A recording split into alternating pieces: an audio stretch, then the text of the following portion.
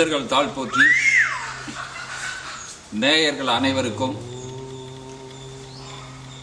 என் அன்பார்ந்த வணக்கங்கள் உரித்தாகுக.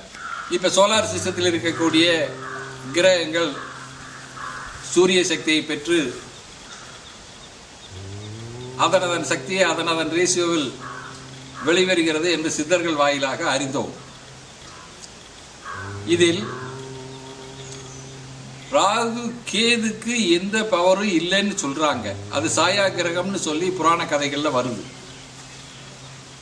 இந்த ராகு கேது என்னன்னா சூரியனைவோ சந்திரனைவோ கிரகணமா பிடிக்கிற அளவுக்கு பவர் பெற்றதுனால அதுக்கு சுயமா ஒரு இது வைக்கல. அப்ப இந்த ராகு கேதுவுக்கு அவ்வளவு பலம் இருக்கிறதுனால அதை சாயா கிரகம் சொல்லி புராண கதைகள்ல இதிகாசங்கள்ல அதைத்தான் வாலி சுக்கிரீவனா வச்சிருக்கிறாங்க. யாரை எதிர்த்து நின்னாலும் பாதி பலம் அவங்களுக்கு போயிடும் சொல்றாங்க. இந்த மாதிரி ஒப்பிட்டு பார்த்தோம்னா சோலார் சிஸ்டத்தில் நடக்கக்கூடிய கிரகங்களோட தன்மைகளை தான் புராணங்களாவோ இதிகாசங்களாவோ வேதங்களாவோ சாஸ்திரங்களாவோ சம்பிரதாயங்களாவோ உருவாக்கப்பட்டிருக்கு. அதுல மகாபாரதம்ங்கிற ஒரு கான்செப்ட் நம்ம இப்ப வழக்கத்துல எல்லார் முன்னிலையிலேயும் இருக்கக்கூடிய ஒரு விஷயம்தான். இதே மாதிரி நிறைய டிவி சேனல்கள்ல எல்லா மகாபாரதம் தொடர்ந்து ஒளிபரப்பப்பட்டு வருது. இதனோட உண்மை அர்த்தம் என்னன்னு இன்றைக்கு வரைக்கும் எத்தனை பேர் அறிந்திருக்கிறார்கள் என்று எனக்கு தெரியவில்லை. இதனோட உண்மை அர்த்தம் என்னன்னா பஞ்ச பாண்டவர்களுக்கும் கௌரவர்களுக்கும் நடக்கிற யுத்தம் மகாபாரத யுத்தம். பஞ்ச பாண்டவர்கள் எதுவும் அறியாதவர்கள் கௌரவர்களை அழிக்க வேண்டும் என்று நினைக்கிறார்கள். இது ஒரு சாராருடைய கருத்து.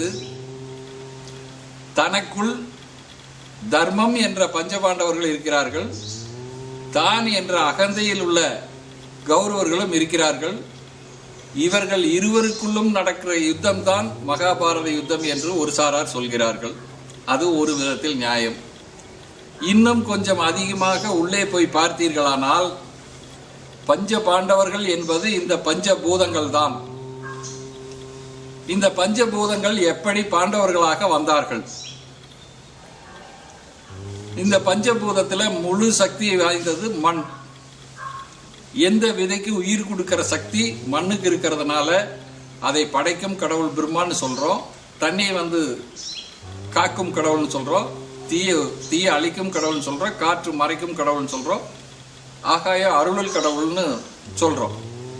இந்த 5 பேர் தான் பிரம்மா, விஷ்ணு, ருத்ரன், மகேசன், சதாசிவன்.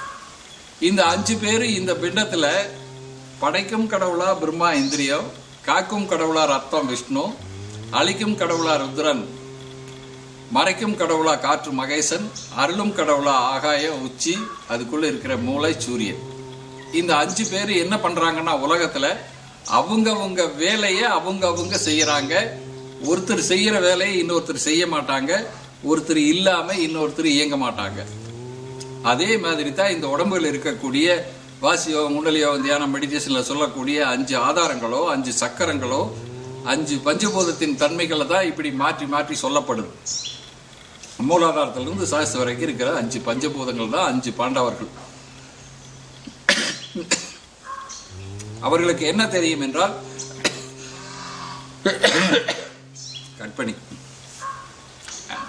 அவர்களுக்கு என்ன தெரியும் என்றால் அவரவர்கள் வேலையை செய்ய மட்டுமே தெரியும். ஆனால் இந்த உடம்பு தாய் தந்தையினோட நல்வினை தீவினையால் விளைந்த பிண்டம்.